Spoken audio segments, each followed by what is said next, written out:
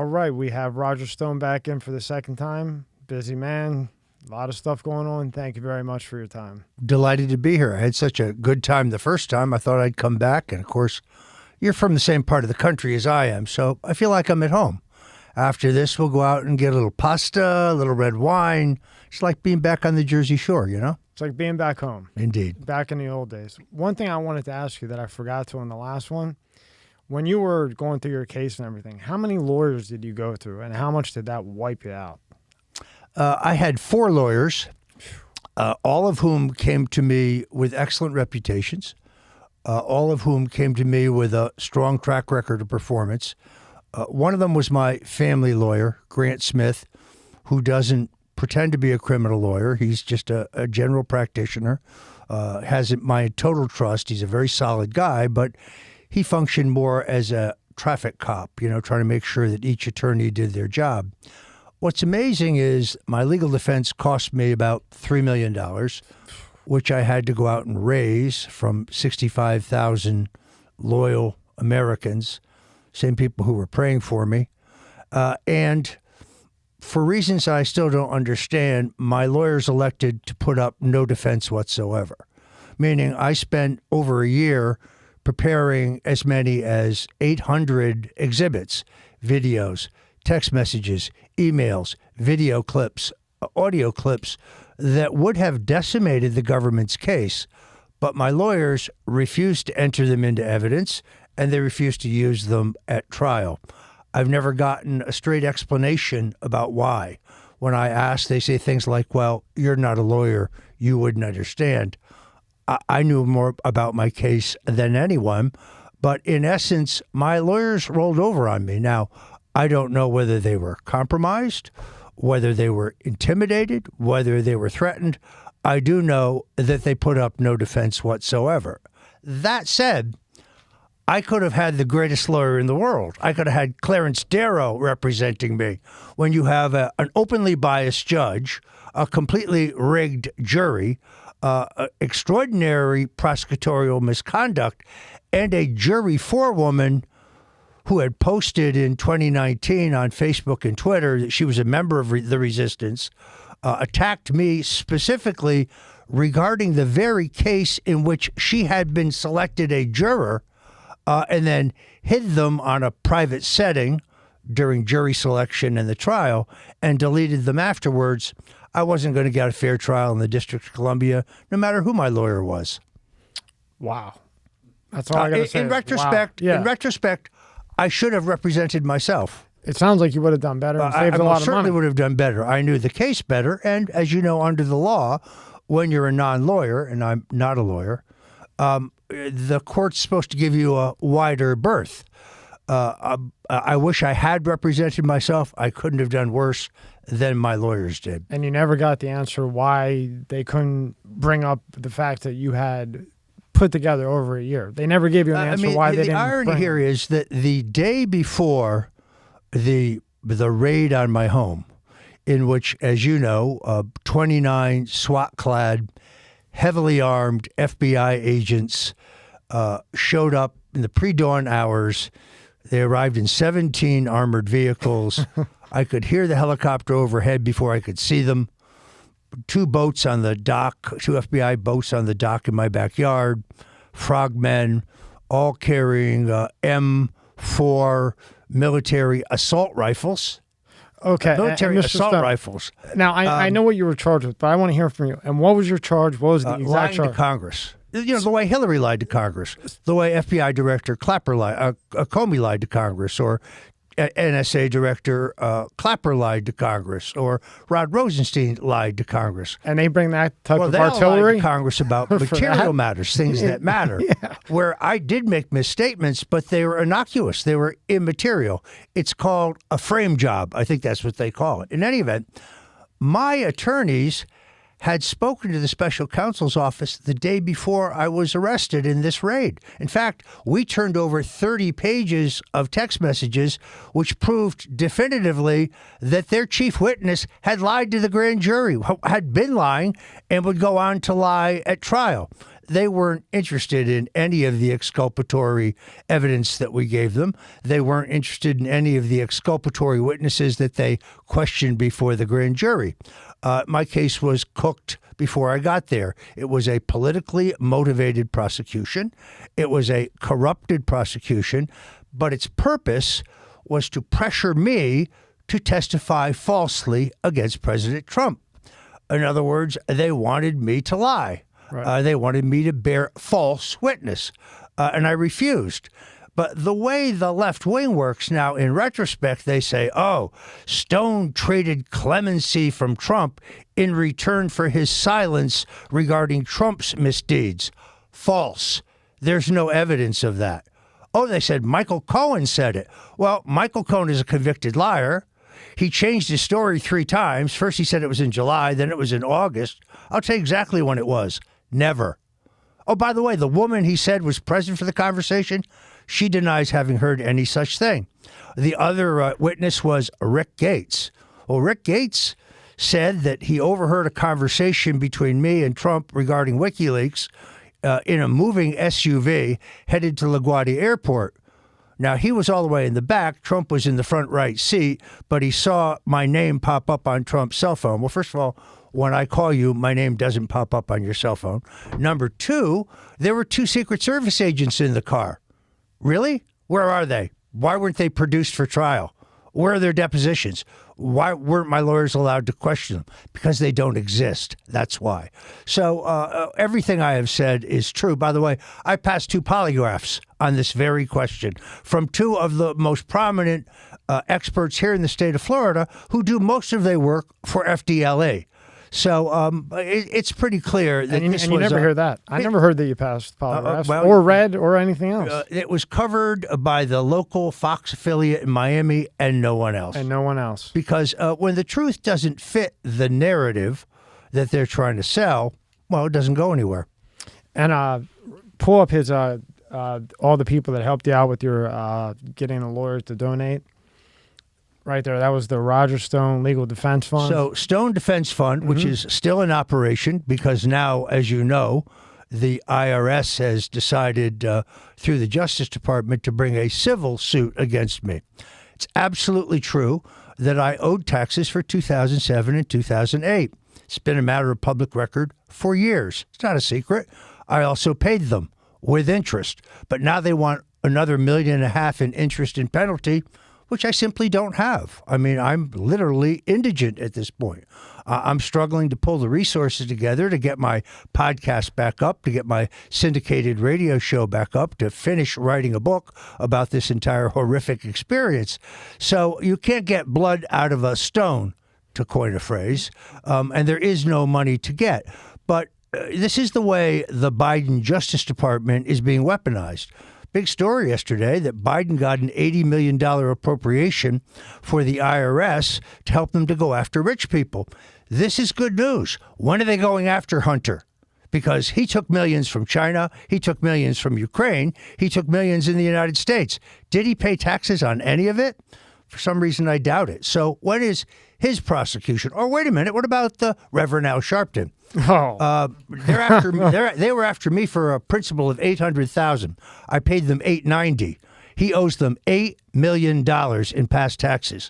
So when is he being sued by the Justice Department? Yeah, where's his that article will be at? Never. Yeah, where's that article at? So right there, it is stonedefensefund.com. Yep. You can go there. You can donate $1, $5, whatever it is, to help the man out. I mean, they're just... The shit that's going on is... They just never give up. They don't. And you have to wonder. I mean, I'm just a lowly political strategist. And their motivation here is one of personal destruction. I mean, first there was Witch Hunt 1.0. No, I was not involved with the Russians. I was not involved with WikiLeaks. In fact, on Election Day, November 3rd, 2020, by court order, the Justice Department was required to release the last remaining unredacted section of Mueller's report in which he was forced to admit, although they tried to sugarcoat it, they never had any evidence regarding me, pardon me, and the Russians, WikiLeaks, Julian Assange, John Podesta's emails. It was all false. It was all bullshit. But they kept that a secret. And by the way, the judge kept that from my attorneys at trial. How is That's that legal? exculpatory information, but they kept it from my lawyers at trial. That's 1,000% illegal. They can't do that. Well, but they do since whatever they since want. I waived my appeal, Yeah. I have no forum to raise this judicial misconduct. You waived the appeal. Okay, gotcha. And then not too long ago, pull up the video, Rob. They say that it was a gas leak explosion. Rob, who is our engineer here, he does drones for luxury places. And Rob, what were you saying? That when you watch this and we go through the pictures of the destruction. Well, if it was a gas break, right, wouldn't it come from the ground up? It looks like that. I mean, yes, when a gas explosion happens, it blows everything up. But wouldn't it be like the floor would be blown apart? It looks like it came from the top down. Well, the most important thing about this picture is to understand that cigar is a Cohiba that Tommy gave me. So That's right. Rewind that. Play that. So now that we established that, this thing looked like Dresden after World War II. I mean, this is 250 feet from the front door of my office. If you look at it from any view, the devastation is extraordinary. I heard an enormous explosion, and then it took the brave members of the Broward Fire Department 12 hours to get this under control, knocked the power out. It was really something. Now, I have no proof that this was a drone. I'm not an expert in drone technology.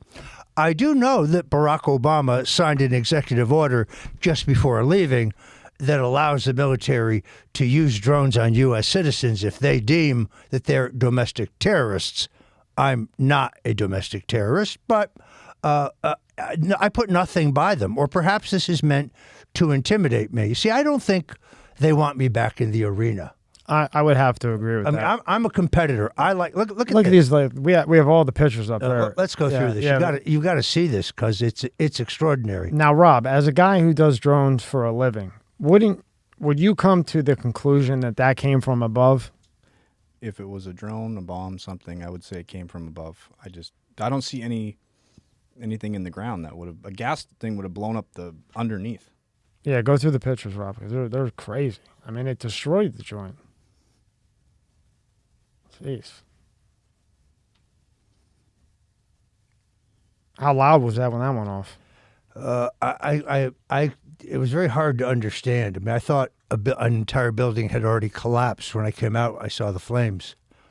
But this is in an industrial area in Oakland Park, Florida. And I'm sure look my at neighbors are wondering what's going on. This was Wow. 250 feet from my front door, meaning it was essentially directly across the street from my office. My office has no windows.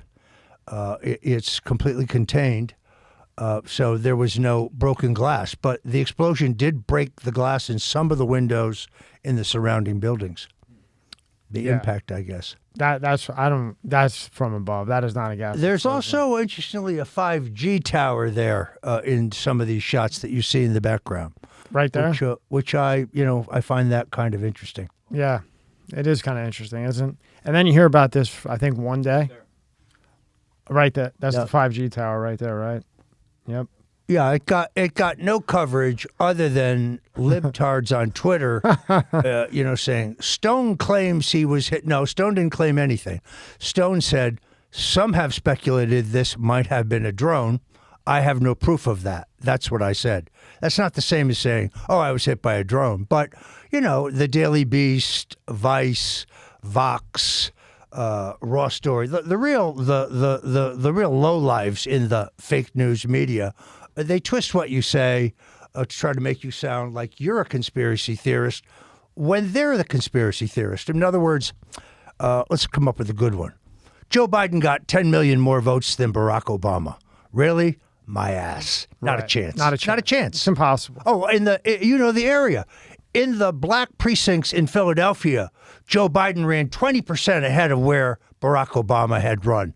Not a chance. Never in a million Not a years. chance. There is no way that Joe Biden They don't come any wider got than Joe Biden. more presidential votes than the first black American president, period. Well, and No. Joe Biden in the debate accuses Donald Trump of using the dog whistle. Let's be very clear. Joe Biden is the author of the law that requires the harsh mandatory penalties for the first-time nonviolent crime of possession of small amounts of drugs. And those penalties are much more harsh for people caught with rock cocaine than powdered cocaine. So we're targeting poor people. We're targeting black people. These are first-time offenses. These aren't hardened criminals. These are not people who are a danger to society. These are people who belong in drug treatment programs, not in incarceration, which costs us, the taxpayers, a fortune. So Joe Biden and his pal Bill Clinton have incarcerated more black people than anyone in American history. And so did Kamala Harris. Well, she nailed a lot of she's the one who enforced these racist laws with zeal. Yeah, I just said it. I think our current drug laws are racist. Now, who came along and at least partially fixed them? Why, it was Donald Trump in the First Step Act, in the Second Chance Act. He's begun to fix the historic wrong. But to have Joe Biden denouncing white supremacy and racist when he was the leading white supremacist in the country. He won his Senate seat on the basis of his opposition to the desegregation of the Wilmington, Delaware school system, saying, if our schools are desegregated, they will become a racial jungle, and I don't want my daughter going to school in a jungle. If that's not dog whistle, if that's not racist, what is? Now, what do you think would happen if you would say that publicly? Well, I have said it. I wish Donald Trump had said it in the debates. I wish he'd said it in the election, because it's an indisputable fact. Joe Biden's friends in the Senate were all segregationists. John Stennis, Strom Thurmond, James O. Eastland, one of the worst, Herman Talmadge. He was part of the Southern Bloc. He hung with the segregationists. Those were his homies. Those were his boys, huh? Yep. So now, is it true that he's talking about, because you know how Trump had let out a lot of people had COVID. If they had COVID and they were in prison and they didn't do anything crazy, a lot of people were let out. They're saying that they're going to put them, that Biden wants to put them back in. Is that accurate? From what you know? I have not heard that. I can only tell you my own experience. Yeah. At the time that I was convicted in the Soviet-style show trial I was subjected to in Washington, it was the formal policy of the Department of Justice and the Bureau of Prisons that individuals who were over 65 years old, had been convicted of nonviolent crimes because of COVID-19, be sent to home confinement. And the Justice Department lawyers told my lawyers that that was true for every person in America except for your client. So the plan was to send me to a prison in Georgia where the government claimed that there were no COVID-19 cases. But the head of the prison workers union, an African-American, came forward and said, there's over 200 cases here. They know it. They're hiding it. And, of course, today, if you go on the records, that prison facility has over 400 cases. Good for her coming out. And she also said, Good by the for way, her. they're not adhering to any of the CDC protocols here. So we have no gloves. There's no masks. There's no segregation of prisoners. So it was a death sentence. It was meant to be a death sentence. Good for her to come out, though. You know, Well, good for her. Good woman. You know, I'm glad they did. I frankly feel bad for the people who worked in that prison who are being subjected to this. Never mind the prisoners. We're in the middle of a pandemic, but that's really where they wanted to send me because they couldn't afford for my appeal to ever get to the appeals court. Even though the appeals court demonstrated its bias in its upholding of my sentence, or at least the administration of my sentence, it would have ultimately revealed the corruption of the judge, the corruption of the jury, the corruption of the jury forewoman, and it would particularly have revealed the corruption of the prosecutors, and that they couldn't afford. So what's the easiest way to do that? That's right. Amazing, huh? And when you said, now this is just like, 10% of what's been going on? Well, it's just. I didn't ask for this. All I did was support Donald Trump for president. All I wanted was a president who had the strength and the courage to reverse the direction we were going. I wanted a president who would put America first. And I'd known Donald Trump for, at that point, 39 years. And I got to tell you, I worked for Richard Nixon. I worked for Senator Bob Dole. They're both very tough guys. Donald Trump is the toughest man I know. The toughest man I know. And when he sets his mind to do something, he's extraordinarily stubborn. And I don't mean that in a negative sense. Yeah, I mean positive in the way, positive sense. If he wants to achieve something, he's going to achieve it. He never gives up and he never quits. He also never forgets anything. So I saw from the beginning that he had the capacity not only to be a great candidate, because let's face it, he's interesting, he's funny. Charisma. He likes to speak off the cuff. He likes people. You can tell that he gets strength from the crowd. He likes people. I knew he'd be a great candidate, but I also thought he had the capacity to be a great president because he doesn't owe anybody, because nobody owns him. He's unbossed. You can't threaten him. You can't buy him. You can't boss him. He's his own man in every way. And he makes his own decisions. Pardon me. No problem. This is No some pesky fake news reporter attempting to get me on the phone. And then they'll edit it and chop it up into what they want it to be. Well, they already want me to respond to a series of emails that appear to me to have pre-edited. So I'm not going to take that call. A friend of mine was on Dateline. And he was interviewed by, what was his name? The Keith Morrison, and he went there for an interview. He had a big fraud case, and they would ask him the same question 5 times, like, you're a horrible person. Matt, you're a really bad person. They would ask him, and he'd be like, no, I'm not. I didn't do that. And then after 10 times, he'd like, yeah, I'm a horrible person. Well, out of those 10 questions, they cut the one where he goes, yeah, I'm a horrible person, and made him look like this terrible, I had a massive very similar guy. thing happen, as you probably saw. So there's this asshole by the name of Larry Klayman. He's suing me because I publicly called him an asshole. Now, my view is, of course, that truth is an absolute defense, right? So we'll get in front of the jury. The jury will see that you're an asshole, and the case will be over. How can he sue you for calling him an asshole? It's a matter of public opinion. I'm entitled to an opinion, right? So this guy dragged me through a 7-hour deposition on a completely frivolous civil lawsuit, a defamation lawsuit, because I hurt his feelings. And after 7 hours of being asked the same question over and over and over again, at a certain point I erupted. And I basically told him what I thought. Now, Politico takes that 7 hours, they pick out that 30 seconds, and they say, Stone flipped out. Well, you know what? The whole 7 hours is online. I invite you to go watch it. It's really entertaining. I kicked his ass. Good for you. And that's what they do. But they had never mentioned the other 6 hours and 50 minutes that you sat there. It's just the 10 minutes where you said, okay, look, I've been here for 6 hours and 50 minutes. Enough of this shit. Boom. And then they cut that, and then it gets everywhere, and then it gets twisted and turned and the whole bullshit. So that's that. You got the IRS thing. That's bullshit. So where are they going to go with that? It's a suit. Well, to me, in a certain way, it's good news because I think the last time I was with you, they were trying to imply that because I spoke in Washington on January 5th, that and because I couldn't find any private security guys because the off-duty D.C. police officers that I usually use, 3 African-American officers who were very professional, had been a great help to me and my family in our previous trips down there. In the various pretrial hearings, normally the judge will waive the person who's been charged presence because I have no role. I don't speak. I'm not questioned. I'm entitled to be there if I want.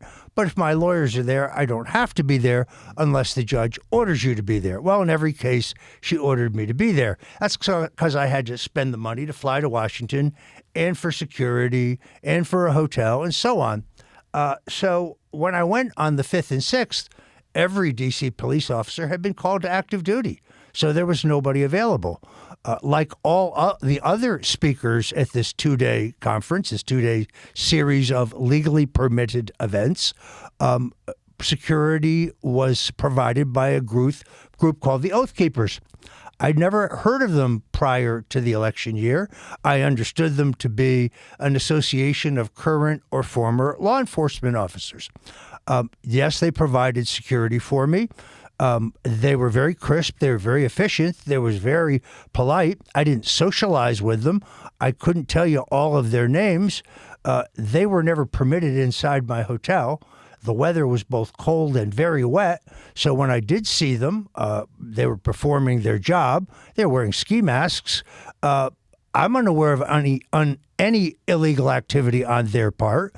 Certainly didn't discuss it with me, nor did I learn about it until after the fact. Now, if people broke the law, they should be prosecuted. But there's no evidence whatsoever that I either knew about, was involved in, or approved of this idiotic attack on the Capitol, which not only hurt the president, but set him back. I've been accused of a lot of things, but political stupidity is not one of them. But I assume that all of these members of the Oath Keepers were pulled in. God knows what kind of pressure was put on with them. But there is no evidence or corroboration that would prove that I knew about any illegal activity in or around Washington, D.C. on January 6th, because there isn't. So now that they have filed a civil suit against me for taxes, when the principal balance that I owe for 2007, 2008 has been entirely paid, and we're now trying to collect interest and penalties, well, look, that's just harassment. Normally, in the offer and compromise process, which we had been into for almost 4 months, they waive a certain amount of the penalties and interest. You reach some settled agreement, and then you raise the money to pay it. And you make payments. That, you or do a payment plan. Which I was prepared to do. Let me be clear. I made payments for 3 years solid. Completely escalating payments over time. I was submitting financials every 6 months. As I began to recover and make more money, I had to pay them more money. I was paying down my debt. I paid the principal tax debt. Now they're chasing me for principal and interest. Now, what about Hunter Biden? This guy took in millions from China, from Ukraine, some deals in the United States. We now know that the laptop was real. Evidently, they didn't want Rudy Giuliani's copy of the laptop contents. They left that behind in their search of his home at 6 o'clock in the morning. Don't want to go into that. So where is the equality of the law? Where is the equal treatment of all people? We have a two-tier justice system, one for the leftist elites. They charged me with lying to Congress, really. Hillary Clinton lied to Congress.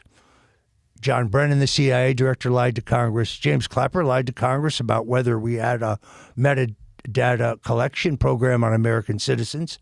James Comey lied to Congress. Rod Rosenstein lied to Congress about me. He said under oath, I didn't approve the investigation into Roger Stone, except for I have the document dated October 17th, 2017, in which he did. But he won't be prosecuted. He also, you may recall, he was accused of volunteering to wear a wire to entrap the president. He denied it vehemently. And then after Joe Biden was elected, he came out and said, yeah, I did say it. I was lying. And they let it at that. Of course not. Nothing will happen. The reason why I asked you the exact charge, because 29 guys, M16s, all these guns, because you lied? I mean, you bring that type of artillery to, intimidate. Right. Well, actually, to put on a show for CNN. I'll say it. It was to fuck with you. Is what it was. So they had taped off the end of the street. The street was entirely closed. There were other news outlets outside, at the end of the street on the other side of the police tape wanted to come in, but they were not allowed in. Only CNN was allowed in. Now, We know that a CNN producer, I was arrested at 6:16 a.m. At 6:11, a CNN producer sent my attorney by text a copy of my indictment. The problem with that is my indictment was sealed until 9:30 a.m. So how did CNN get it? And when you looked at the metadag initials on it, they belong to Andrew Weissman, the most corrupt prosecutor in U.S. history. By the way, David Schoen, the great lawyer, and I are teaming up to write a book. And I think we've already sold the film rights. It's called Pitbull, the Andrew Weissman story, the most corrupt prosecutor in U.S. history. Look for it. When's that out? Well, first I have to get my book out of the way on the 2-year odyssey that my wife and I have been through. I don't know where the book ends because It's not ending. Yeah. Every time I see you, there's a new chapter, you know? Yeah, I saw you a month and a half ago, and you got 9 more things I'm that hoping to get that out by September. And then I've been working with another author, a book on former Attorney General Bill Barr, because people need to know who he really is and what he really did. But I'm also, and I on a back burner, I'd like to do a book on John McCain because virtually everything you've been told about him is false. And maybe I'll get there. But I think really what we have to do is recognize that what they're engaged in is lawfare. They're attacking us in the courts. It's time for us to start attacking them in the courts. Now, they go to favorable jurisdictions like the District of Columbia, but there are jurisdictions in this country where there are honest, conservative jurists and court systems, and we need to start filing our own legal actions against them. That used to be done by a great group called the Washington Legal Foundation. Was founded by a guy I knew in college, Dan Popio, great guy, he's passed away. And then, unfortunately, I think the organization may still exist, but they're no longer active. The Washington Legal Foundation is exactly what we need right now. It's time to go into the courts and do some lawfare of our own.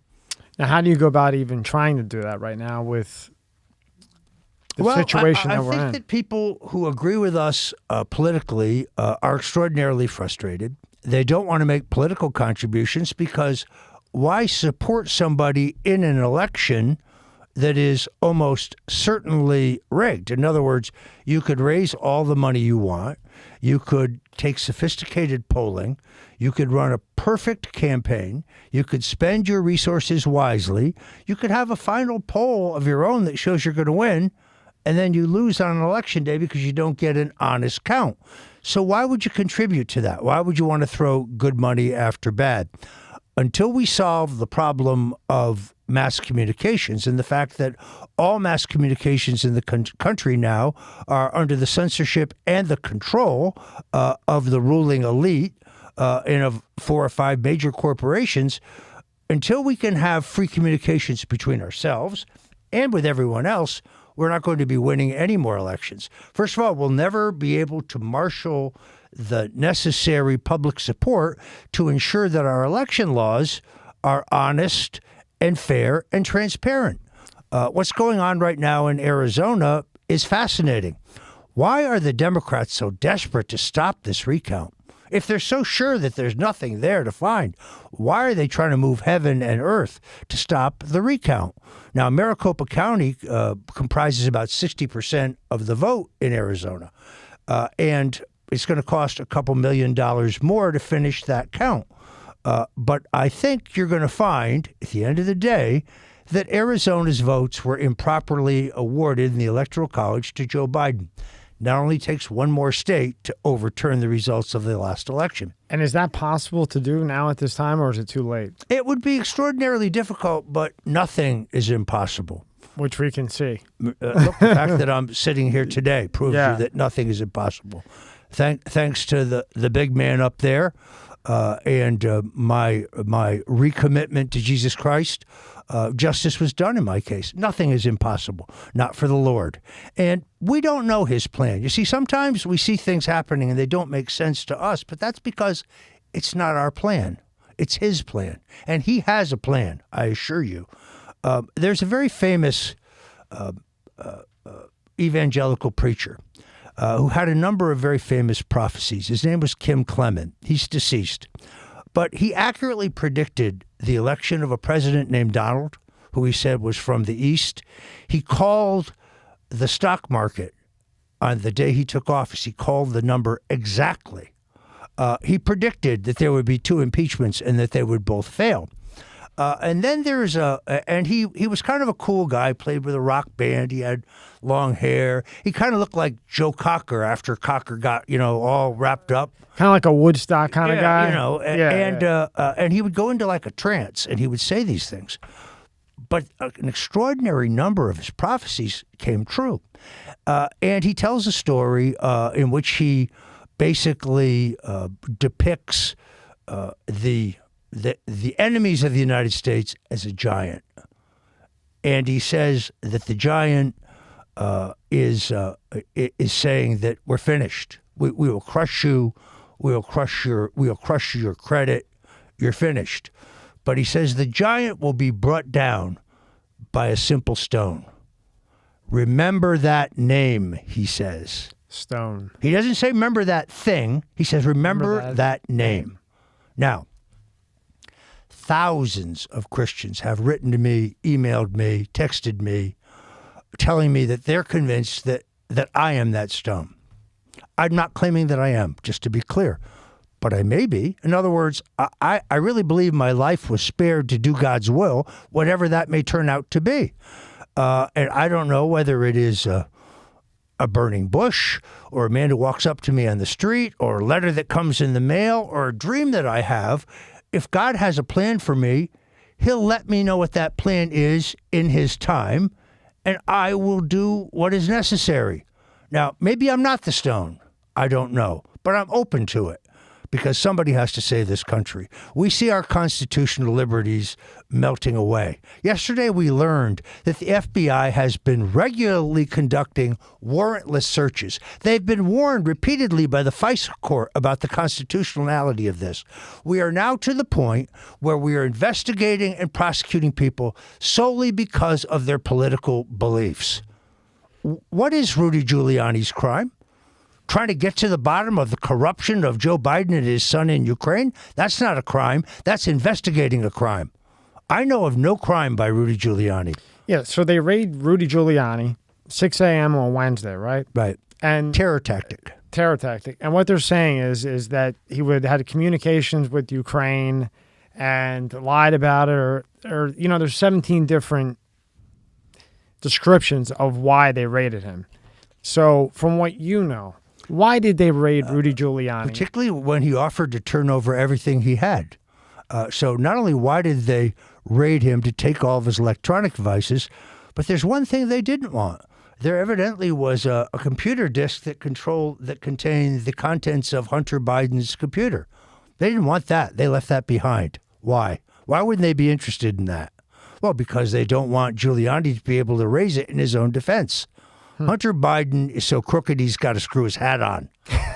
Now, he has announced that he's going to be teaching a course at Tulane University in New Orleans on fake news media and how it's affected America. That Hunter Biden's going to do that? Yes, he's being paid for it. He just got paid $10 million for a book that sold less than 10,000 copies. $10 million for a book that sold. Sweet deal. Wow. Can I get his publicist or his agent? So they haven't announced the date that he's going to be in New Orleans. But here's what I can tell you. I'm going to be there. I'm going to have my own presser outside because I think he and I should be treated equally. In other words, they're suing me over past penalties and interest on past due taxes. I don't even think he's declared income on his taxes. So when is his prosecution?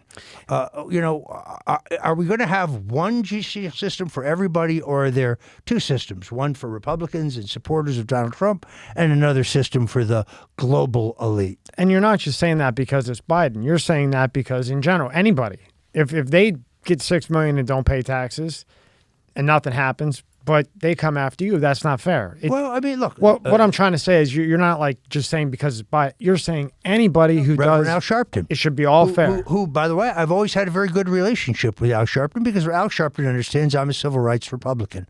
That I favor the extension of the Voting Rights Act, that I was opposed to stop and frisk in New York City, that I've been a critic of the racist war on drugs for 30 years, that I think that our criminal justice sentencing system is biased against black people, that I support affirmative action, a Nixon administration policy that conservatives hate.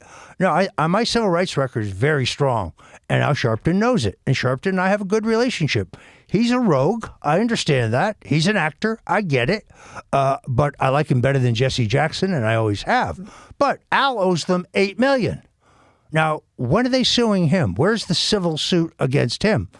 I assume he's paying it down. I hope he's paying it down. But $8 million dwarfs the numbers that they're talking about in my case. Yeah, and your case is penalties. And when you a lot of times when you look at, like when you type in Roger Stone tax or IRS, they barely mention that it's penalties. Oh, they portray it to be that you owe them 1.5 million, like you didn't pay 1.5 million. It's actually even worse than that. But it's really just penalties. So I would say 10 years ago, I lived in Miami-Dade County. And the original tax lien against me was filed there in 2007. And it's remained filed there. I moved to Broward County long ago. So at some point, some bureaucrat figured out that this was an error. So they canceled the tax lien in Miami-Dade, and they refiled it the same day in Broward County where I live. Headline: Trump IRS forgives $1 million tax debt for Roger Stone. So they report the cancellation of the lien in the county where I no longer live, but they don't bother to report that it was refiled the same exact day in the county where I do live. New York Times, Washington Post, ABC, CNN, MSNBC, all of them. The list goes They're on. jackals. They're not journalists. They're propagandists. They're hitmen. They're smart-ass hitmen. And you just owe penalties. You don't owe 1.5 million, because that's what you hear. No. Yeah. That would I probably owe 1.5 million in penalties. and interest. That's what but I'm saying. I don't owe 1.5 million dollars in taxes. That's what I'm I saying. paid my taxes. Right. Took me 3 years to do it. But you did it. I never missed a payment, and there were months, as you know, where I had to struggle to do it. So it is the weaponization of our justice system for the purposes of harassment of those we're opposed to politically. This is something you expect in Stalin's Russia or in Hitler's Germany. This is not something you expect in the United States. Now, remember the last time you were in, you were telling me that when you went to Washington, you had your bodyguard with you, and he had gotten arrested, but you weren't even there. No, you weren't even there, right? Actually, what happened was Put that article on his body, because he's out on bail now. When I went to Washington, the guys who normally provided security for me were unavailable. Right. I was provided security by the Oath Keepers. It is alleged that one of the gentlemen who was in my security detail on the 5th, This guy here, yes, was involved in the illegal activities of the 6th. That may be true. It may not be true. I don't know it. I had limited communications with him. All of it was very formal and very proper. I was told that he was an off-duty law enforcement officer in another jurisdiction. But you see, that's called clickbait. Roger Stone's bodyguard. Right. That's why I wanted to pull this up. I so knew you the can guy for explain. 15 minutes. Yeah. Now, sometimes it's even worse. It's like Roger Stone associate. So, in other words, Brown knew Johnson, who knew Schmidlap, who knew Schmolowitz, who knew DeAndrea. And that means that Brown is a Stone associate because DeAndrea knew Stone. Right. It's that ridiculous. Right. So, and anybody that reads this that doesn't talk to you, they're going to say, "Wow, that's Stone's bodyguard right there." Right. Wow. But in reality, if you he know did him something 15 wrong- minutes. Here's the point. If he Yeah. did something wrong, Stone must have done something wrong. By the way, you can go to Twitter and drown in it. You can drown in it. Yeah. But there is no there. I think that's why they filed this civil suit against me. If they really wanted the tax money, why did they cut off the offer and compromise negotiations that were ongoing? My lawyer felt we were very close to a breakthrough. They would have come up with a number. I would have had to bust my ass to get it, to raise it, but I would have paid them what I owed them or what I agreed to owe them. Instead, they filed this suit. They know I'm indigent. They know I don't own a home or a car or any stocks or bonds, that I have no savings account, and that every month is kind of hand to mouth. Now, when I get my podcast up at StoneColdTruth.com, when I get my website back up and revamped so I can start selling my 5 books, one of them a New York Times bestseller, 3 of them Amazon bestsellers, plus I'll have some new products, my StoneCold vodka, my StoneCold cigars. You're going to make a StoneCold vodka? My StoneCold spectacles, my StoneCold men's skincare line, my StoneCold sauces. I'm going to put my famous Sunday gravy in a jar. I think I can make it back. I believe in free enterprise, but I think I told you this, Tommy. The day that they arrested me, they went into my studio in Oakland Park. They destroyed my desktop computer. They destroyed 3 laptops. They destroyed 2 digital microphones, 2 digital cameras. They destroyed, I had a couple of high-quality microphones like these. They destroyed them, cut the cords, smashed the head. What was the purpose of that? Right, like what's in the fucking cord of the microphone that you have to do that, right? Right. It's harassment. It's unnecessary. Well, it's designed to silence you. Yeah. And all that equipment, that's $10,000 worth of equipment. Easy. $10,000 I don't have right now. So I'm working to get back on the air because I want to get my voice back. This is the most important thing. I just want to get my voice back. That's why I'm glad to be here with you today, because it gives me a chance to tell you the latest. While we're sitting here, I'm getting phone calls from crazy left-wing reporters who want to somehow drag me into the case of Matt Gaetz. I think Matt Gaetz is getting screwed. I keep reading allegations. I keep hearing accusations. I'm not seeing any proof. I don't believe Matt Gaetz did anything wrong. Did he date young women? Yes. Did he pay underage women for sex? I've seen no proof of that. Knowing him as I do, I doubt it, but there's no proof of that. But as you know, once the lie is out there, it's very hard to extinguish it. It's like wildfire. It's like a Absolutely. wildfire. So now, what are they going after him for? Hiring an underage? It's very unclear. They're going after him because he's effective. They're going after him because he's got guts, because he's a fighter, because he stood up for Donald Trump. He is the House Republican that Adam Schiff and Eric Swallowswell and Jerry Nadler and the rest of these criminals hate the most, because he calls them out, because he's not afraid to challenge him. So he is, without any question, probably the most controversial member of the Republican caucus, and he's got a lot of courage. And that's why they want to destroy his political career, because Matt Gaetz could be president someday. Now it's going to be far more difficult, because you're not fighting a charge, you're fighting a rumor. You're fighting a fake accusation that has no teeth behind it. And the accusation is that he hired an underage. I think the accusation is that he paid somebody who hired paid an underage girl for sex. But we don't even know if any of that is true. Put it this way, if it's published in the Orlando Sentinel, the odds are overwhelming that it's completely false. There's that. But what better to come up with to knock his reputation down? Because that will stick with him forever, right? It's an attempt to destroy him, because he's an obvious future leader for the America First movement. So therefore, he's a target. This is where we are today, where we're targeting our political opponents. We're weaponizing the justice system to conjure up, to fabricate crimes in an attempt to lock up those that we fear competing with in the political arena. They are doing this to me because they don't want me to run another presidential campaign. That's what this is really about. Because if we ever have another honest, fair, and free election, I'll beat their ass. And they know it. And they don't want that. So it's really kind of eliminating the competition, as it will. I think maybe that drone, maybe that was designed to eliminate the competition. Or maybe it was just to warn me that it's time to retire.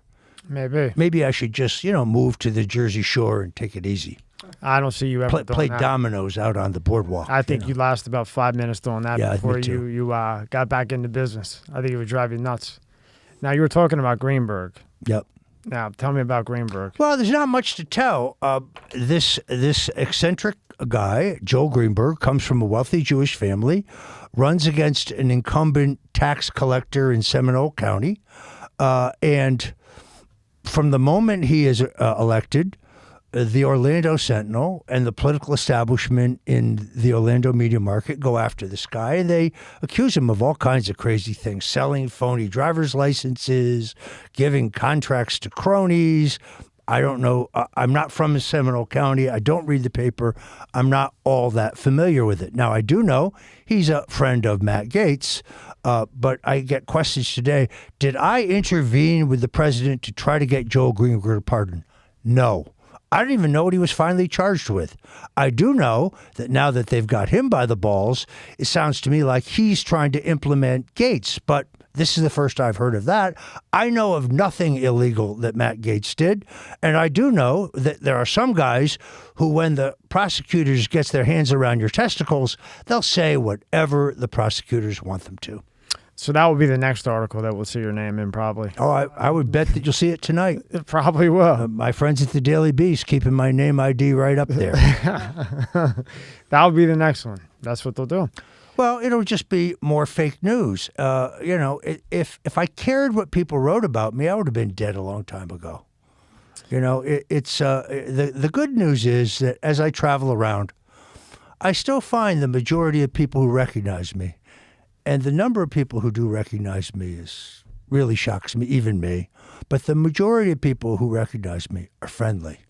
And they tell me that they prayed for me. And they remember what the FBI did at my house and how horrific that was. And your family. And what they did to my poor wife and my family. And your grand. I mean, marching my wife out of the house barefoot in her night clothes at gunpoint? Why? For the CNN cameras? Could that be it? Because they were 250 feet less. They're about 100 feet from the front door. They did that to your wife? Yes. What does she have to do with any of this? Well, it's harassment. Yeah, I It's know. meant- It's meant to embarrass you. It's meant to intimidate you. Yeah. Because ultimately we understand this was all part of a plan to get me to testify against Trump. They wanted to use my testimony against Trump, false testimony, as an article of impeachment against him because they'd come up empty-handed. There was no Russian collusion. It was a hoax. They were out of options. So let's squeeze Stone and see what we can get him to say. Well, I wasn't rolling over on my friend of 40 years. First of all, there was no illegal activity on his part for me to talk about. I'm unaware of anything that the man did wrong. So I would have to lie. Those lies would be uncorroborated, but that only matters, of course, if you're, a Republican. If you're a Democrat, well, then, they go after you. And once the big lie is out there and it's repeated enough times, everybody believes it. I still go into restaurants every day, walk down the street. People call me a Russian spy. My family members were mowed down by Russian tanks in Budapest in 1952. I came to politics because of my interest in anti-communism by Barry Goldwater, by Ronald Reagan. That's what brought me to communism. I'm half Sicilian and half Hungarian. I hate Russians. It doesn't even make sense. Yeah. But it fits their narrative. No, here's what they couldn't admit. Bill and Hillary Clinton, with a $2 billion spending advantage and years in American politics and experience in 3 national presidential campaigns, got beat by a first-time candidate spending a tiny fraction of what they spent. They couldn't admit they got beat, so it had to be fixed, and the Russians fixed it.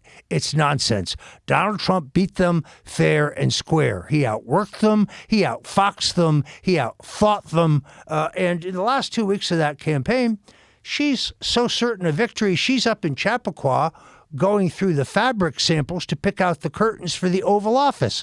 And he's busting his ass in Detroit, in Milwaukee, in Richmond, in Miami. Yeah, didn't he do 6 in one Raleigh, day? in Greensboro. And he wins because he out-hustles her in the last 2 weeks.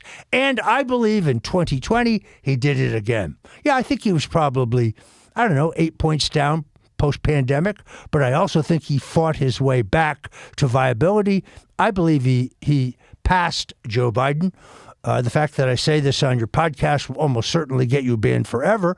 But look, there were, at a minimum, anomalies and irregularities that merited another look. As I said earlier, when there's a precinct in Philadelphia in which more people vote than are registered to vote, that's called an anomaly. It needs to be investigated. But there's no interest in that. And when you read the stories today, they always have the obligatory line. Doesn't matter what it's about. Giuliani continued to push Trump's unfounded claims, or Stone insisted on supporting Trump's baseless theories that he had. No, it's not baseless. It's just you don't want to cover it. And that's got to be so frustrating. When we go back to the communications, because a lot of this is communications, right? What would you do if you were president? If you were president or you were, heavy in there, what would you do with Edward Snowden? What's your thoughts on Edward Snowden? I have to admit, I am not knowledgeable enough about the Snowden case. I most definitely would have pardoned Julian Assange. No, Mike Pompeo. He's not a Russian asset, but if you say he is, put the evidence on the table. Let's see the proof. You have nothing because it's not true. He's a journalist, and his crime was embarrassing the Washington elites, both Republicans and Democrats, by the way, because he showed in the documents that he managed to obtain and release. By the way, the New York Times, the Washington Post, Wall Street, they do the same thing every day. They get classified documents and they report them. You may remember the Pentagon Papers case, where the Washington Post and the New York Times obtained documents from the Pentagon that showed that they had lied to the American people about the Vietnam War. And the Nixon administration went to court to try to prevent their publication, and they lost. So they're now calling Julian Assange a Russian asset for doing exactly what the Post and the Times and the Journal do. That's what journalists do. The difference between the New York Times and the Washington Post and WikiLeaks is nothing WikiLeaks has ever published has been questioned in terms of its accuracy or its authenticity. You can't say that about those other publications. That's right. And we had set this up. If you go to DuckDuckGo and type in Roger Stone, and then you go Google.com, Roger Stone, completely different. Oh, it's two different worlds. Yeah, like, so right now this is DuckDuckGo, and you can see, you come up, you got Fox News, nothing really crazy. Then you go to the Google one, and I mean, it's a shit show, Well, completely. At least Google, they put your books as you up. know, is deeply in bed with the Chinese Communist Party. Well, at least they put your books up there for you. Gotta give that But to them. if you go back to DuckDuckGo, and I'll give you a perfect example, though, just for 1 second. Sure. Roger Stone suggests gas explosion at Florida warehouse was drone strike. Well, first of all, I never said that. But secondly, there's no determination that it was a gas explosion. So whoever wrote that, Newsweek, let me be very clear. Click on that. Newsweek, the magazine that you're familiar with when we were growing up, Yeah. that no longer exists. They sold their masthead and their name to a bunch of left-wing crackheads, and they try to pass this off as news. So if you go to the clip, no, I have not said this was definitely a drone strike. I don't know what it was. I said others have raised that possibility, but I have no proof of that. But here's what we do know. It wasn't a gas explosion. That part we do know, according to the Broward Fire Department. So it most likely was, but you're not saying it was a drone strike on you. You're just saying, according to the fire department. All I'm saying that people have speculated it, and therefore, to me, it seems to be a possibility. Here's what we do know. We don't know what caused it. So to me, anything's possible. Are they investigating it, or are they just letting it go? If so, I don't know. But we do know that Barack Obama signed an executive order just before he left, which authorized the military to kill U.S. citizens with drones. Yeah, I So still can't believe it's certainly that. a possibility. Right now, who would you say is your biggest enemy? Well, geez, you could fill a stadium. Yeah. It's very tough. It's probably not any one person. I mean, Hillary Clinton would have to be up there at the top of the list. I mean, I exposed the fact that her husband was a serial rapist who sexually assaulted dozens and dozens of women. These aren't affairs. This isn't infidelity. This is sexual assault. This is violence against women.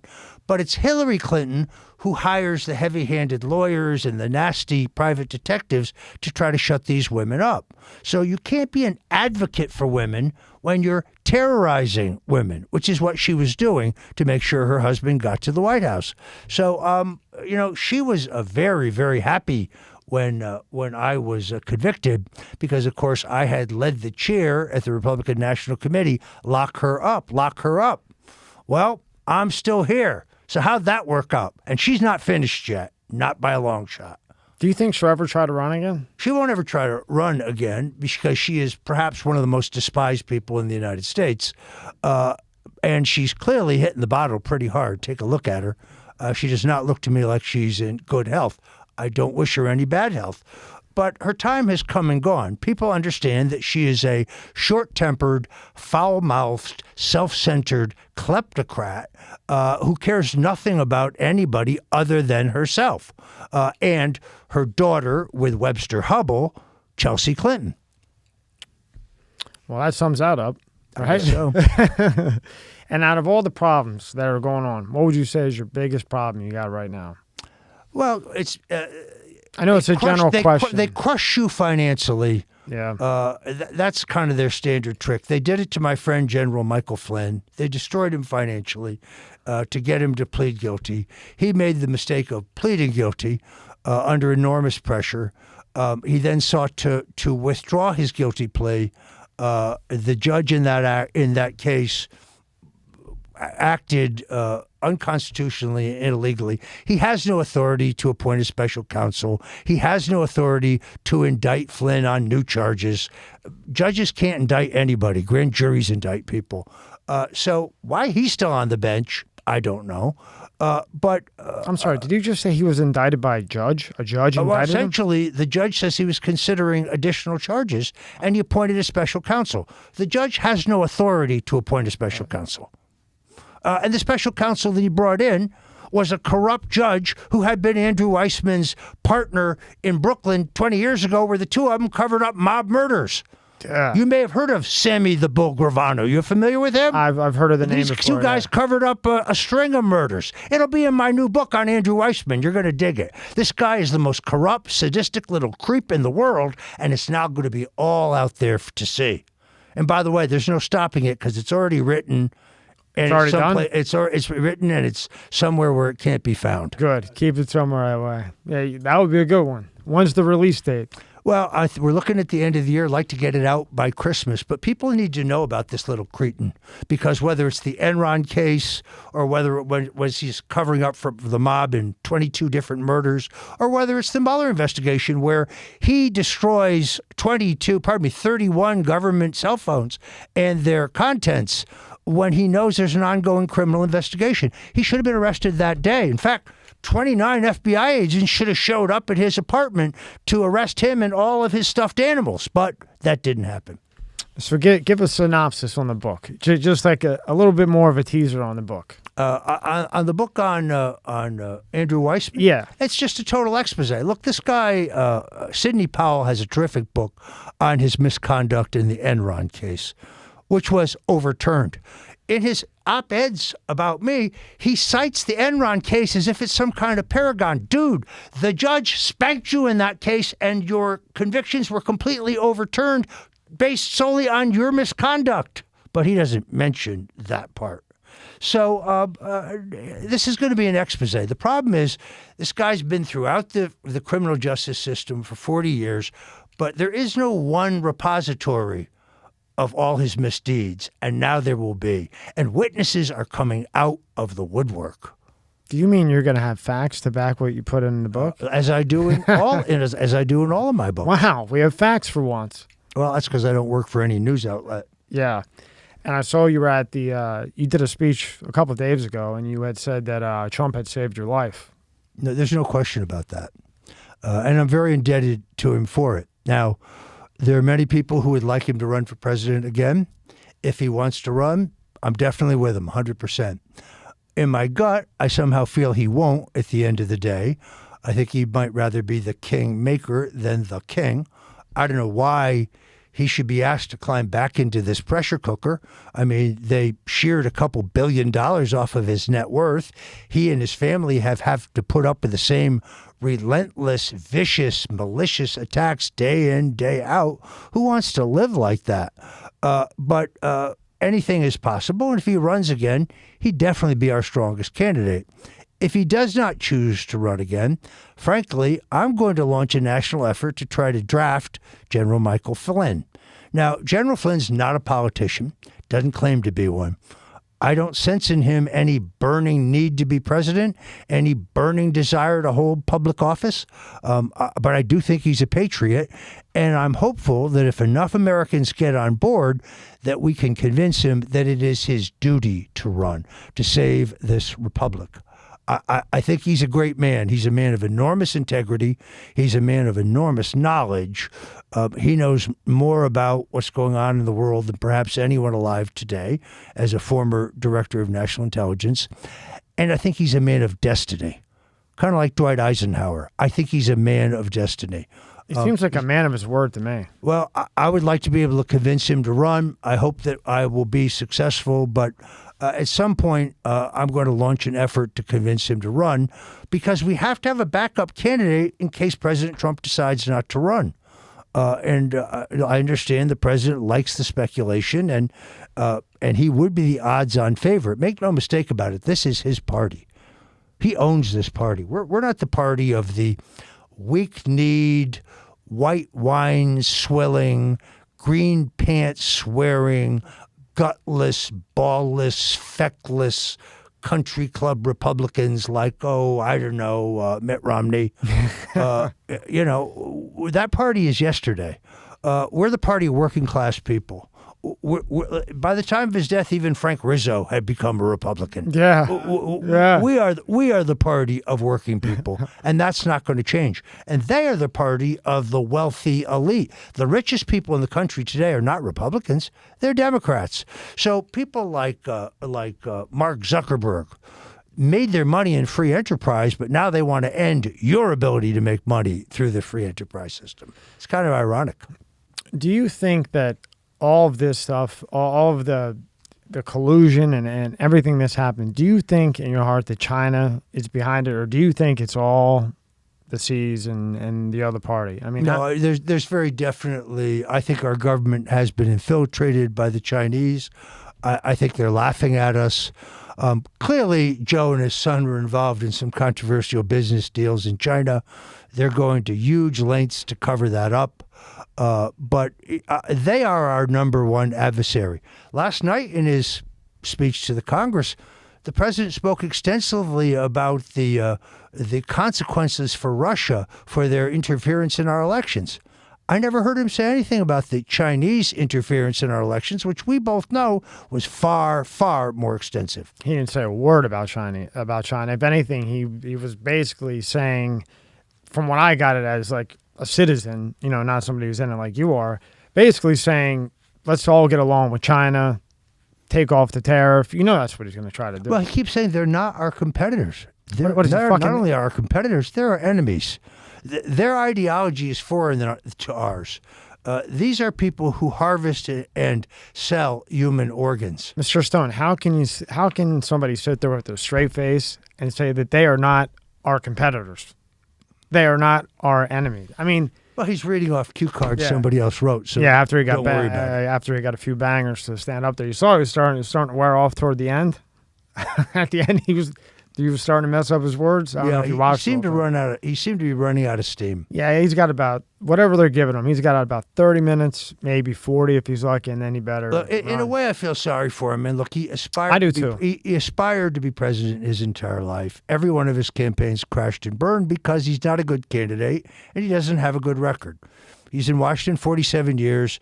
His only accomplishment is locking up more black people than anyone in history. That's his only actual accomplishment. He's been wrong on every major foreign policy issue since he got to Congress. He's hankered for this job his whole life. Obama didn't want him to run. Nobody around him wanted him to run. He ran. He turned out to be the right guy in the right place at the right time to stop Bernie Sanders. But does anyone really think he's making decisions? Does anyone really think that he's in charge? The government is being run by two people. Ron Klain, who was his chief of staff in the Senate and who was Vice President Al Gore's chief of staff in the vice presidency and who ran the 2000 Florida recount for Al Gore. So I've tangled with him. He didn't do too good there. And Susan Rice, a woman who should have been prosecuted for illegally unmasking U.S. citizens, but hasn't been prosecuted because Donald Trump's Justice Department was run by Barack Obama. So, but those are the people really running the country. Now, I disagree with those who think that Vice President Harris is unintelligent. That is not true. I think she's smart, and I think she's tough. Why the Biden staff treats her like garbage, kind of like the way Jack and Bobby Kennedy used to treat Lyndon Johnson, I don't think that's wise, because just based on the actuarial tables, there's a high probability that Senator Harris could end up as president. But I would not write her off as just some potted plant. She's way smarter than Joe Biden and way tougher. And I have a feeling she's going to end up being president before the end of Biden's term. Again, I'm not wishing that on him, but it's just an observation. The man does not look well to me.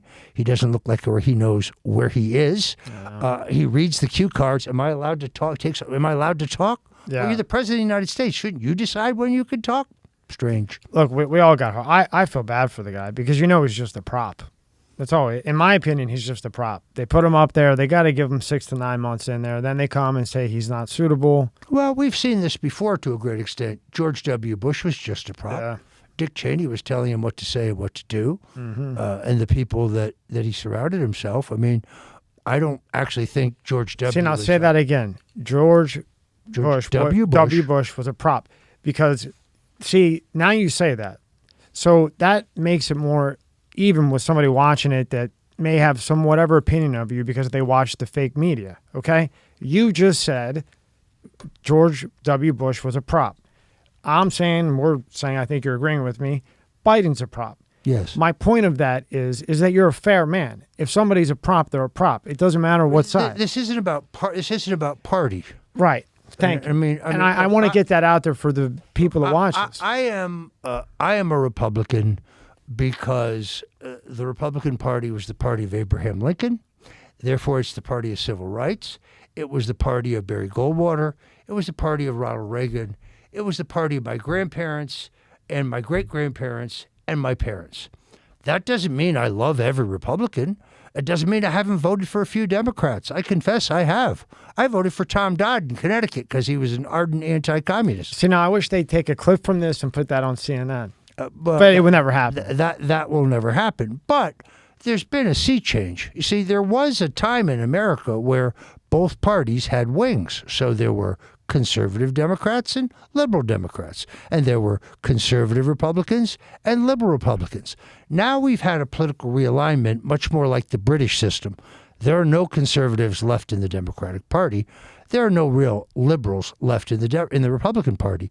There are some establishmentarians left in the Republican Party, but no real liberal Republicans. That term is passé. And therefore, generally speaking, I'm back at home at the Republican Party. When we nominated Mitt Romney, I thought the guy was such an asshole, such a phony. I left the party and joined the Libertarian Party for 2 years. Then I found out that they were even crazier than the Republicans. And when Donald Trump pulled off the hostile takeover of the Republican Party, I came back to my ancestral home. Yeah. Do you think when Trump initially ran, right, do you think that he thought he had a shot to win, or do you think he was doing it for marketing, to market his brand or whatever it may be? Donald Trump never runs for anything to lose, ever. So Donald Trump is 100% competitor. In fact, one of the reasons why I think he didn't run until 2016 because he never felt the time was right. I mean, I tried to get him to run in 1988. Yeah, you said that in your book that you very graciously signed for me. Tried to get him to run in 1988. It was way early. Tried to get him to run in 2000. We took a serious look at it. He spent a couple $100,000 for polling and examination of how to get on the ballot, but he concluded correctly that you had to be either a Republican or a Democrat to get elected in America. So he didn't run. 2012, he came very close. He looked at Mitt Romney and he was not impressed. But the truth is, I think he had waited a little too long, and therefore he ended up not running. 2016 was that year in which the times met the man. It was the perfect storm. And you had a guy who had the courage to take on the entire Democrat media cabal and beat them at their own game. And to do that, he had to be audacious. He had to be courageous. He had to be outspoken. He had to be genuine. He was the perfect candidate. I remember early in the 2016 jousting, people would say, well, who are you going to be for? And I said, I'm for Trump. And they go, stop being ridiculous. He's not running. I said, you're wrong. He's running. Well, then once he became a candidate, they said, well, what do you think now? I said, he's going to be the nominee. You're out of your mind. He's not going to be the nominee. Well, then when he became the nominee, they said, now what do you think? And I said, this man's going to be president. Not a chance. Hillary Clinton's going to pulverize him. So he's been underestimated at each step of the way. It's been a great advantage. I always thought he was the perfect person who had the courage to take on the entire political establishment, the swamp. Now, when he got there, sorry to say, I think he learned that the swamp was much deeper and much more invasive than he ever thought. And in all honesty, and I think if he were here, he'd admit it, he ended up making some bad appointments because he initially saw things in terms of Republican and Democrat. Well, Mr. President, this guy's a good guy. He's qualified. He's a Republican. He's on our team. He didn't realize that the divide in Washington is not between Republicans and Democrats. It's between insiders and outsiders. And most of them are insiders. And there's a very small group of outsiders. I can name them. Senator Rand Paul. There's a guy who marches to his own drummer. Nobody owns him. He has enormous courage. He's an outsider. It's Rand Paul, backbone. Rand Paul. His father was the same way. I think that Ron is a little more mainstream than Rand is a kind of more of a traditional conservative Republican with libertarian instincts, whereas his father was more of a libertarian with Republican instincts, but they were both good men.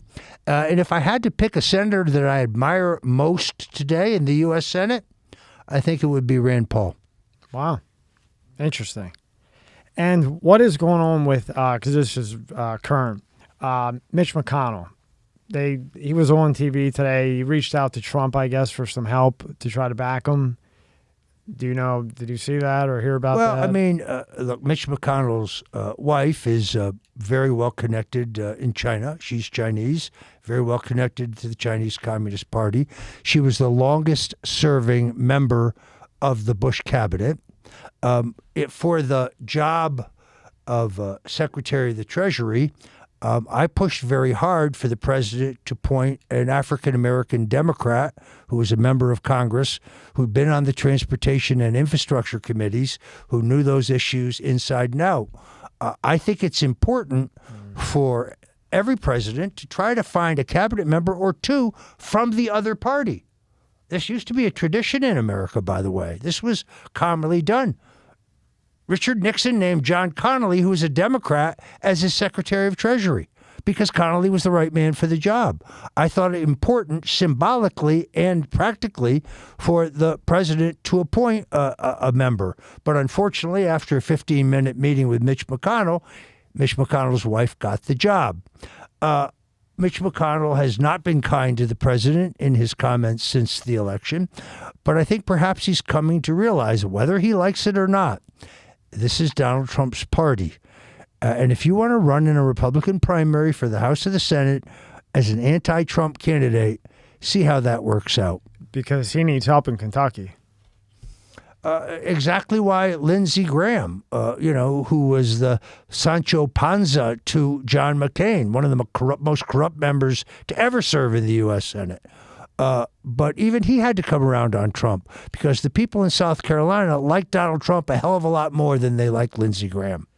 Yeah, because you're right. He when Trump got out, McConnell started, running his mouth, not saying so much nice things. And as you said, he's now realized if you're going to be a Republican and run, you better have Trump backing you at this point in time. One of the things I'm perplexed about, though, is what the process will be for the selection of challengers to these 10 House members who voted against Trump.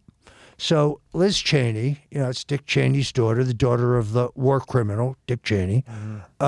She's a member of the Congress from Wyoming. She will not survive a Republican primary unless she has 5 opponents, and they divide up the anti-Cheney vote, the pro-Trump vote. If she is head-to-head in the Republican primary for her seat against one challenger, she's going to lose. So what is she doing? Now she's talking about running for president. Hey, Liz, see you in New Hampshire. Running for president? Yeah. I think that's a waste of time and money. Well, let's go back and talk about that Iraq war you forced on us. There's a good place to start. I mean, I don't even know why she would even consider doing that. Well, look, maybe it's a bluff, but she doesn't belong in the Republican leadership. I hope that she loses renomination. Well, we'll see what happens. Yes, indeed. Anything else going on, Mr. Stone? No, things are quiet. Yeah. Hey, drone strike, 29 guy, Giuliani with 29 guys at his house, IRS penalties, not that you owe them, penalties, making that very clear because I don't like the way that they're saying it. So what I'm curious about is Yes. MSCS. Media. Yeah. Well, what does MSCS So stand for? I originally had a engineering firm, and it was MSCS Engineering. And then I just kept with the name and went to MSCS Media. What did it stand for when you were in the engineering business? It's a long story. Okay. I won't press. It's a long story. But I'm waiting for the StoneCold vodka. That enticed me. the StoneCold vodka and the StoneCold cigars. Well, here is the truth. The StoneCold vodka is being white labeled for me by a company in Europe. It's on the market in Europe. It's the number 3 selling vodka in Europe. It's won many, many gold stars in these competitions. Really? This is not swill. I would not sell you swill. My cigars come from Nicaragua. They are really first rate. So I'm going to have an entire line of products. I love Alex Jones, but there's a single certain incongruity between the fact that he's selling all these health and welfare and bodybuilding products to support his podcast. It works, and I'm happy for him. But I'm more interested in selling things that have to do with me, my books, T-shirts, StoneCold cologne. I think you're going to like that. As I said, I'm going to jar my famous Sunday gravy, as we used to call it in Philly. You'll kill it. I'm going to have StoneCold vodka. Eventually, we may expand out to different flavors.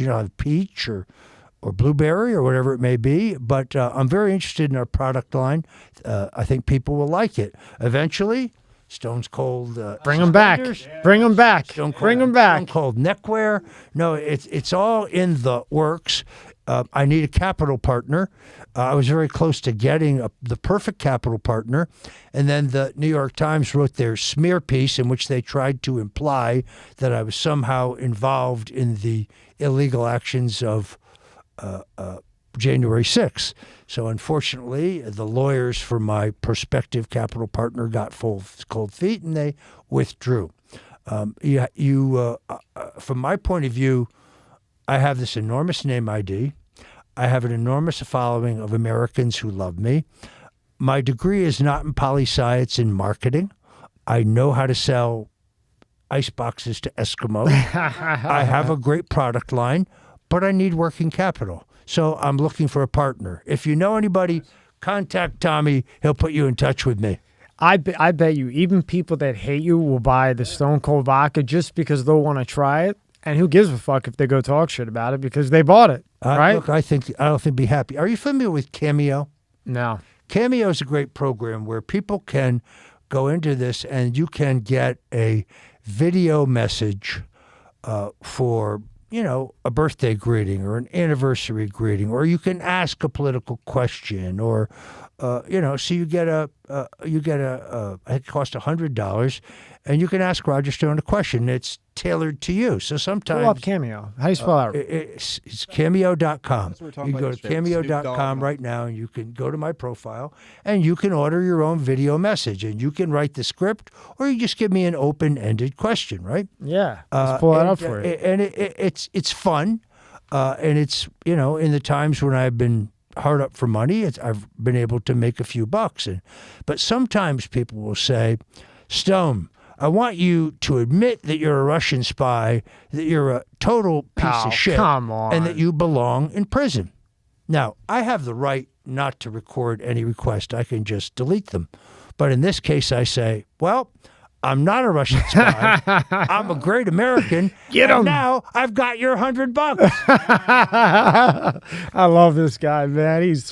There you go. There you go. Some of my cameos. Yep. That's awesome. That's awesome, Mr. Stone. Let me turn this up. Birthday wishes for Jack Elwood. Now, Jack, I hope Now, you that's are recovering from your surgery. I personally know quite a bit about pains in the ass, mostly from the Biden administration. In any event, This guy I was hope you, having a improve your hemorrhoidectomy, diet, and that you feel his better, son asked and for I'm compelled to tell you that Mike had no part in this video. That's awesome. So that's You what know, you can and, do. Yeah. Look, I was doing that driving back from Bradenton, Florida, and right now, let's see, I can tell you. That's pretty At cool. this instant, That's what I it have is. 9 pending requests at Cameo.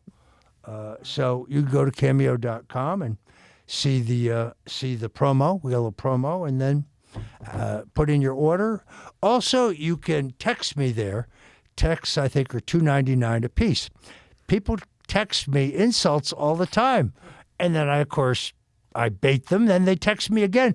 They don't realize that they're paying me. You can pay me all day if you want to insult me. It's perfectly all right. Hey, I'll take it too. I need the money.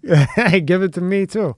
So now if somebody goes there and they, clicked for you to do it, what's the turnaround time for you to do that for them? Do it right away? Immediately. I try to do them in 24 hours. So as soon as they pay, they'll do it. You'll. Sometimes I get backed up. Yeah. Well, I mean, So you're kind of getting. I have 9. I have 9 pending. Between the time I leave here and get back to Fort Lauderdale, I'll have recorded them all. and those 9 people, sorry, there was And kind of a sometimes bomb they're- that just went sometimes off they next to ask this a place. serious policy question or a serious political question. Other times they, want to send a birthday greeting to a grandparent or lovers separated by COVID-19. It's all kinds of personal messages, but I try to be responsive. Some people are abusive. I just delete them.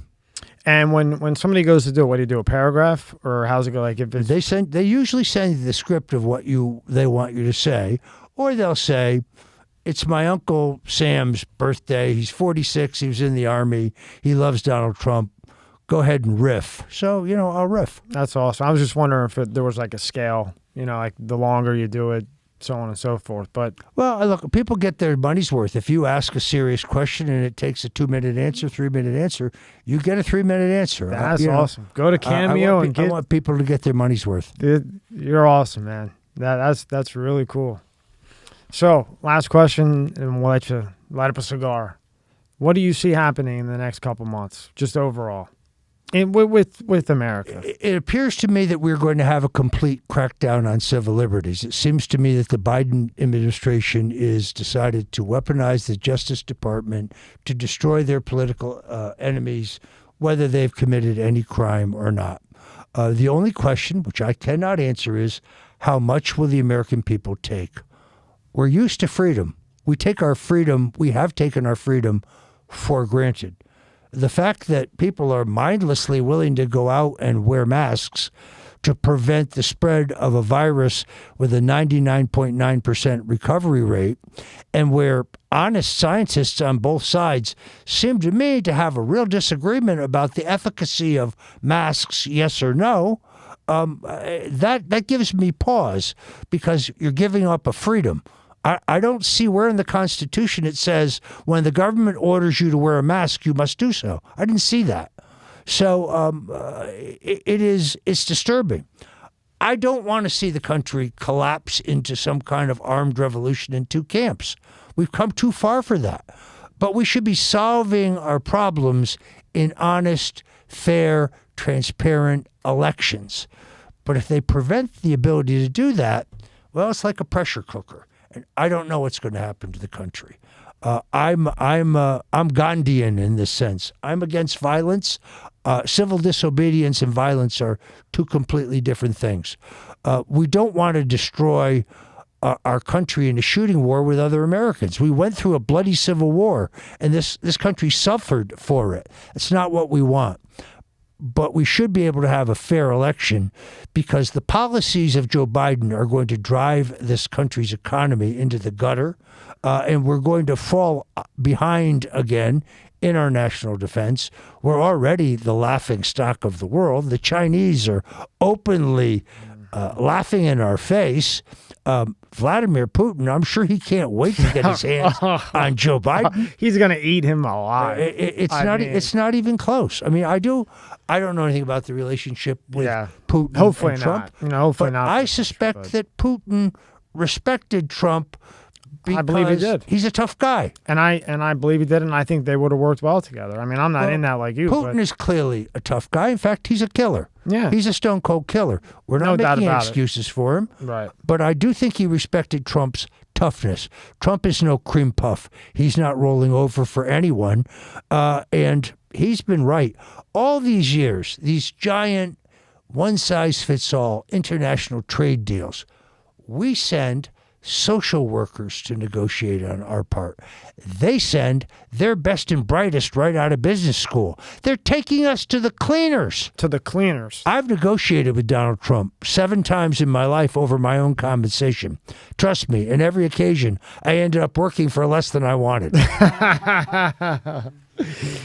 right, I got one more for you.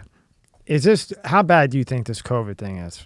Do you think it's just a flu that is new, or do you think it's really I think it is a real virus. I think that there are certain people who are older who have pre-existing compromised immune systems for whom it may be lethal.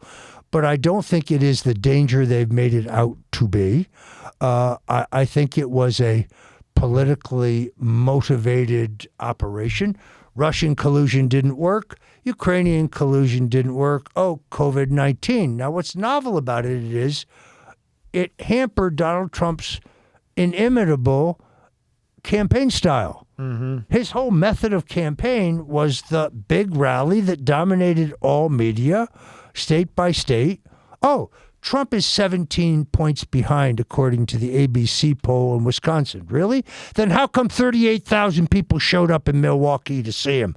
Not statistically possible. So the rallies were a way for him to disprove the fake news media that he had already lost, that he was hopelessly behind, because Joe Biden couldn't get 200 people in Milwaukee.